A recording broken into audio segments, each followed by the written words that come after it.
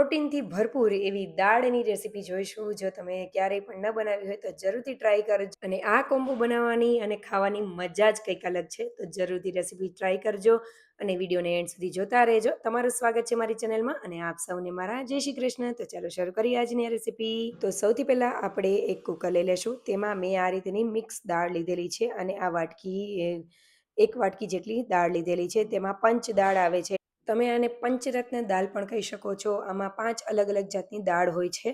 તો તેને આપણે કુકરમાં એડ કરીને સરસ એવી ધોઈ લેશું. 2 થી 3 પાણીએ એકદમ ક્લીન વોટર થાય એટલે તેમાં પાણી એડ કરી દેશું. તમે આ દાળને પહેલેથી ધોઈને પલાળીને પણ રાખી શકો છો અને પછી પણ બાફી શકાય.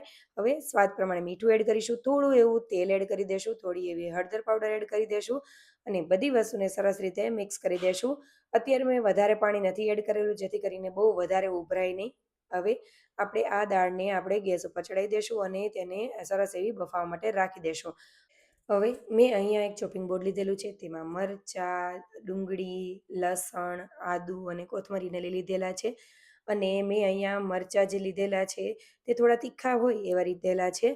હવે આપણે મરચાંને રફલી કટ કરી લેશું અને ત્યારબાદ આદુને પણ ઉપર નીચેની છાલ હોય એ કાઢી લેશું.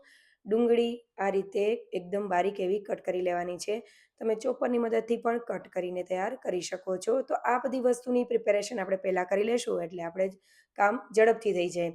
તો હવે આપણે ડુંગળી કરી લીધેલી છે. ત્યારબાદ મેં લસણ લીધેલું છે. તો લસણને પણ આ રીતે રફલી એવું કટ કરી લેશું. તમે જોઈ શકો છો આમ બારીક એવું થઈ ગયું છે પણ આખા પીસીસ છે. થોડું લસણ મેં બચાવીને પણ રાખેલું છે. સાથે દાણા ભાજીને આપણે એકદમ સરસ એવી બારીક એવી ચોપ કરી લેશું.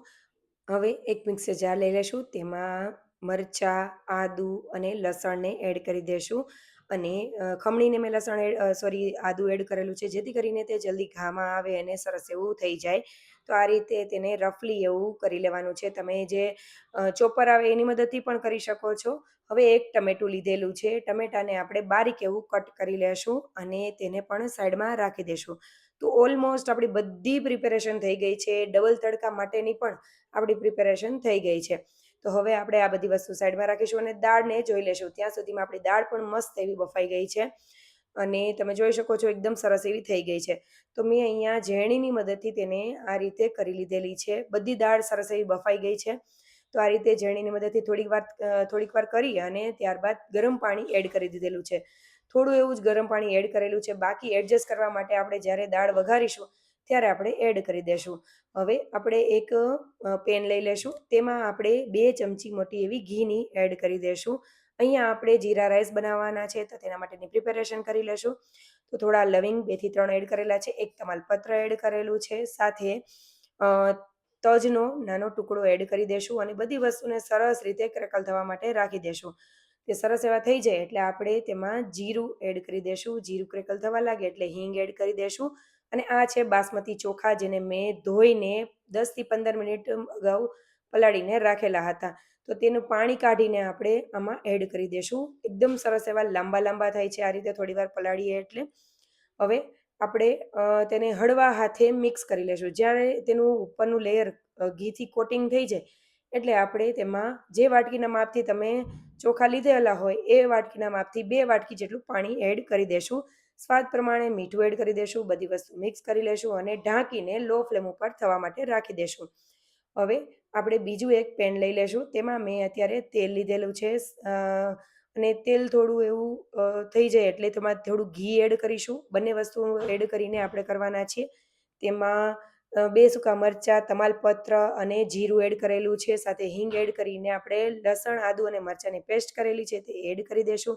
ત્યારબાદ તેની કચાશ દૂર થાય એટલે ડુંગળી એડ કરીશું. ડુંગળી સરસ એવી ટ્રાન્સપરન્ટ થાય એટલે ટમેટાં, થોડી એવી ધાણા ભાજી એડ કરીશું.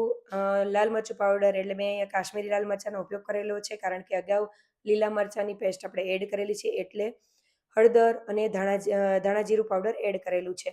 આ સમયે જે આપણે ધાણા ભાજી એડ કરીએ છીએ તેનો ટેસ્ટ ખૂબ જ સરસ એવો આવે છે. હવે બધી વસ્તુને લો ફ્લેમ ઉપર ચડવા દેશું અને એકદમ સરસ એવી ગ્રેવી આપણી ઘટ થઈ જાય અને તેલ છૂટું પડી જાય એટલે આપણે જે દાળ બનાવેલી છે તે એડ કરી દેશું અને તેને સરસ એવી હલાવી લેશું, મિક્સ કરી લેશું. હવે તેમાં સ્વાદ પ્રમાણે મીઠું અને ગરમ મસાલા પાવડર એડ કરીશું. સાથે થોડી કસૂરી મેથી આપણે એડ કરી દેશું. અહીંયા તમારે જ્યારે દાળ ઉકળતી હોય ત્યારે તમને કન્સિસ્ટન્સી ખ્યાલ આવી જશે. વધારે ઘાટી હોય તો તેમાં ગરમ પાણી એડ કરવું, જેથી કરીને સરસ એવું થઈ જાય.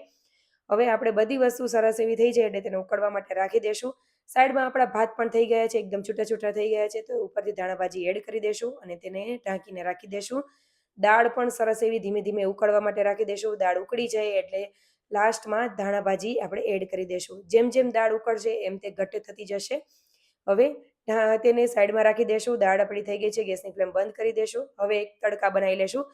તેના માટે તેલ અને ઘી આપણે ગરમ કરવા માટે મૂકી દેશું. ગરમ થઈ જાય એટલે લસણ જે બારીક ચોપ કરેલું છે તે એડ કરી દેશું. હિંગ એડ કરીશું અને લસણને કાળું નહીં થવા દઈએ અને લાલ મરચું પાવડર એડ કરીને ધાણાભાજી એડ કરીને તરત જ આ તડકાને આપણે દાળ જે બનાવેલી છે તેમાં એડ કરી દેશું. તો ડબલ તડકા દાળ જો તમે ક્યારેય પણ ન બનાવી હોય ને તો જરૂરથી બનાવજો. બહુ જ સરસ એવી લાગે છે. એક વખત બનાવશો ને તો મજા પડાવી દે ને તેવી બનશે.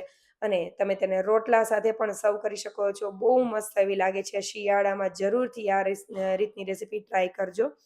મેં અત્યારે જીરા રાઈસ સાથે સર્વ કરેલું છે અને આ છે શિંગદાણાની ચટણી.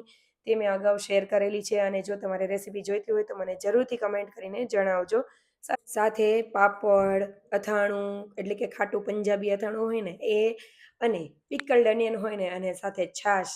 મજા પડાવી દે ને તેવો આ કોમ્બો બને છે. તો જરૂરથી રેસીપી ટ્રાય કરજો અને આજની રેસીપી સારી લાગે તો લાઈક, શેર અને સબસ્ક્રાઈબ કરજો. કમેન્ટ કરવાનું ભૂલતા નહીં. Thank you for watching.